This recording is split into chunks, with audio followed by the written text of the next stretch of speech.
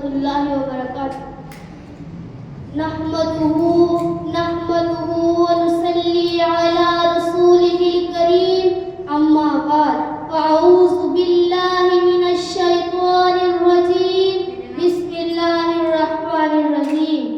मुअज़्ज़ज़ सामाईन इकराम और हाज़रीन जलसा, आज की इस महफिल में मुझे जिस उन्वान पर बात करने का मौका मिला है वो है शादी की रसूमात और फजूल खर्ची।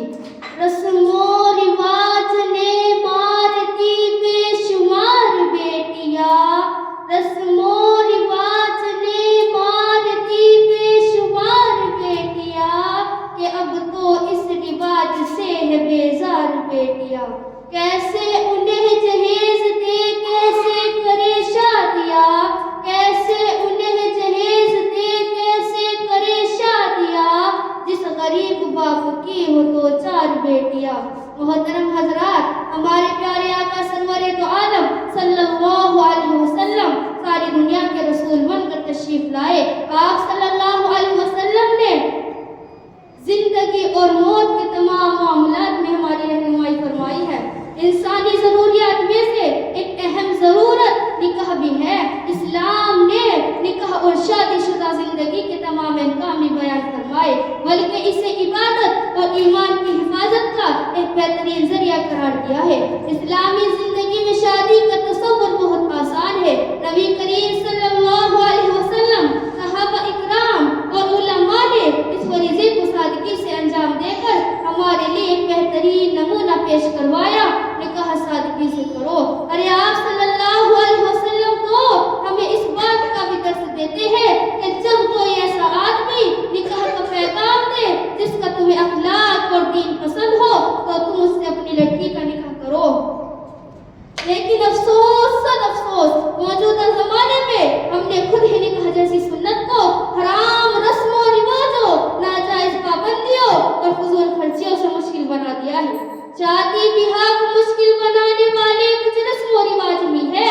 मोहतरम हजरात, हमारे मुआशरे में मंगनी के नाम पर और तकल्लुफ दावतों पर लाखों लाखों रुपए खर्च कर दिए जाते हैं, और अगर लड़की का बाप इस गुस्ताख का मयार पर पूरा नहीं उतरता तो उसे रिश्तेदारों और बिरादरी वालों के ताने बर्दाश्त करने के साथ साथ मंगनी तोड़ देने की धमकियां सुननी पड़ती है।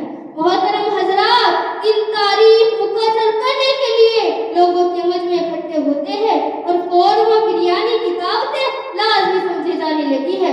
यही नहीं, इन तारीख मुकर्रर करने के लिए तो लोग जमा होते हैं जिन्हें बगैर खाना खिलाए भेजना नाक कटाने के बराबर होता है। और अब लोग शादी हॉल से टैंक के ढोल की तरफ मुंतकिल होते जा रहे हैं, जिसने फैजान में इजाफा कर दिया है।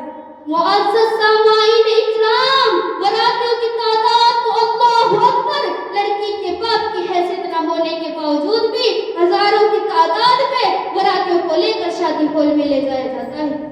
अरे मुसलमानों, सुन लो, निकाह के लिए तादाद की जरूरत नहीं है। निकाह तो 5 लोगों में भी पढ़ाया जा सकता है।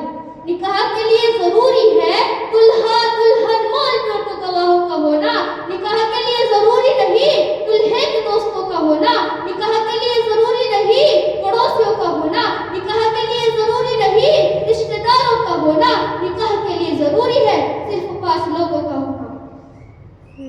मोहतरम हजरात, इन सब रस्मों के बाद बेहुदा रस्में जैसे जूता चुराई रास्ता रुकाई से दुल्हे की जब सफाई की जाती है, और ये हकीकत भी किसी से पोशीदा नहीं है कि सब रस्मों में फजूल खर्ची के साथ साथ जिस तरह शर्म व हया का खून किया जाता है, अल्लाहु अकबर, एक ही स्टेज पर लाकर दुल्हा दुल्हन को बैठा देना। अरे मुझे बताओ तो सही कि इस्लाम ने इसकी इजाजत दी है? निकाह हो गया तो दुल्हा अपनी दुल्हन को देख सकता है, लेकिन उसका निकाह पूरे मोहल्ले के साथ नहीं हुआ कि तेरे दोस्त भी देखे, तेरे पड़ोसी भी देखे, तेरे रिश्तेदार भी देखे, तेरे साथ काम करने वाले भी देखे। अरे मुझे बताओ तो सही, क्या उसका निकाह सबके साथ हुआ है जो वो सबके लिए महरम हो गई? बेपर्दा सबके सामने उसको लाकर खड़ा कर दिया गया।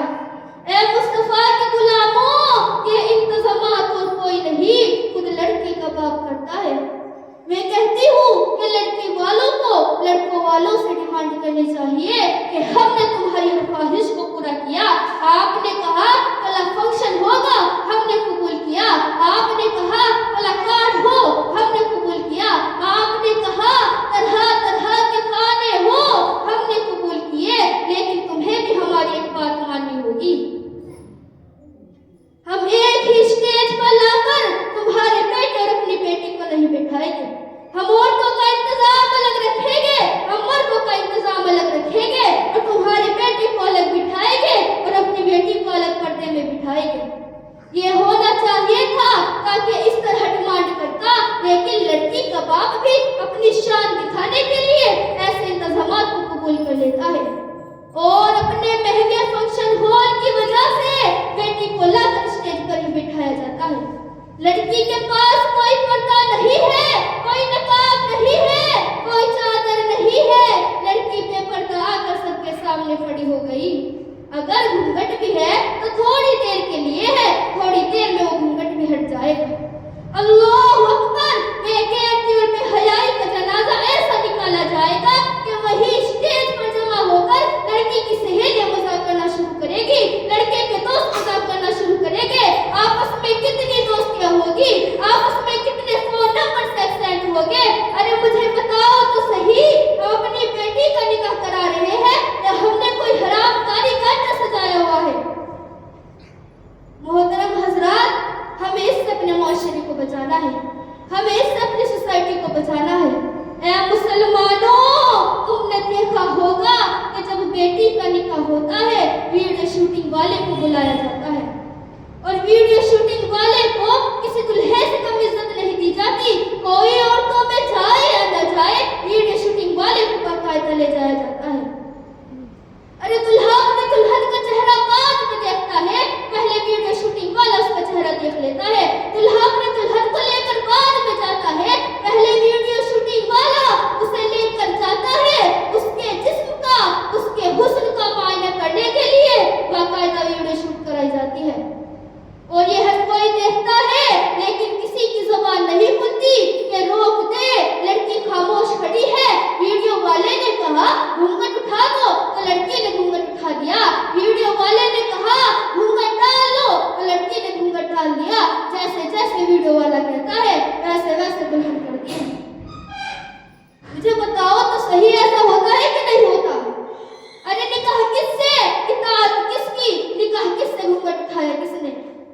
فضول خرچی کرنے والوں, بےہودہ رسموں کو ضروری ماننے والوں, ذرا ایک مرتبہ اس غریب کی بیٹی کی طرف غور کرو جس نے اپنی پوری زندگی کی کمائی بیٹی کا جہیز اکٹھا کرنے میں لگا دیا, لیکن تمہاری فضول رسموں اور فضول خرچوں کے چکر میں اس بیٹی کا نکاح ہونا دشوار ہو گیا ہے. اے مصطفیٰ کے غلاموں, تمہیں تو ہونا چاہیے تھا کہ تم سنت پہ عمل کرتے, تم سنتی طریقے سے نکاح کرتے. آخر میں